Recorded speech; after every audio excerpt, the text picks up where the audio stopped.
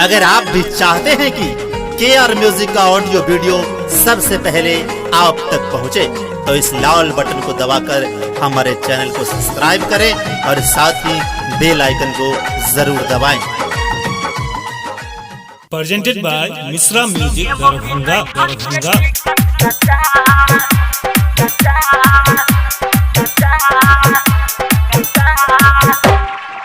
के मोगी जहन से कर लियो इजी हाय, के मोगी जहन से कर लियो इजी, तोहर नंबर बताबै छो बीजी,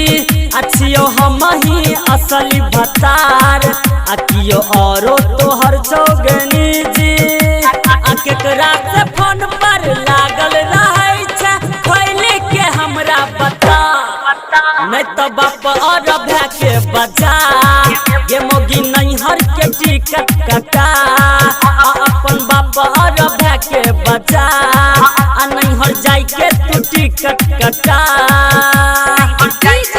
बबलू राज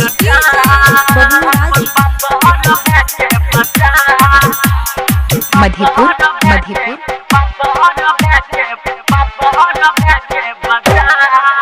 कखनो कहै छ बहिनक फोन छी, कखनो कहै छ मैयाक फोन गे,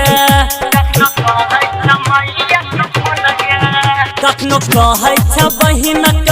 फोन छी, कखनो कहै छ मैयाक फोन गे,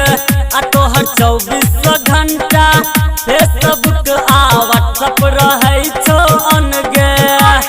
बुझै नहीं हमरा देहाती गबार, पढ़ल लिखल छी होशियार, बुड़बक ने हमरा बना, अपन बाप और भै के बचा, ये मोगी नैहर के टिकट कटा, हाँ अपन बाप और भै के बचा, आ नैहर जाई के तू टिकट कटा।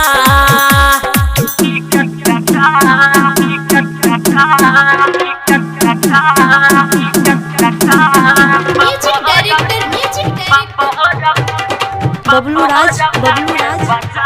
अखन अपने सब गोटे सुन रहा है मिश्रा म्यूजिक के माध्यम से गायक कृष्णा यादव के।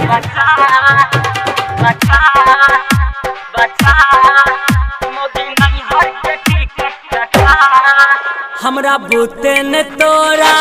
रखल है तो तोहर मन छो बड़ बड़ लगे,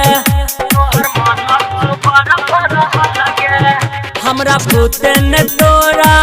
रखल है तो तोहर मन छो बड़ बड़ लगे, तोरा दै छियो जतेक छूट हम तू जाय छै कपार चढ़ह लगे, करे नै छै कोनो घरक काज, थू करैया गौआ समझ तू नाम नहीं हमर हंसा, अपन बाप और भै के बचा, ये मोगी नैहर के टिकट कटा, हाँ अपन बाप और भै के बचा, आ नैहर जाई के तू टिकट कटा।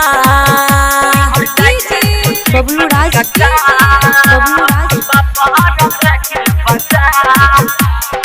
मधेपुर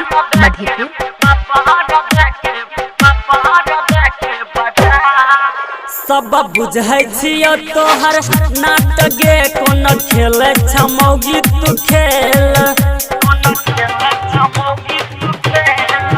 सब बुझै छियो तोहर नाटक गे, कोन खेल छ मौगी तू खेल,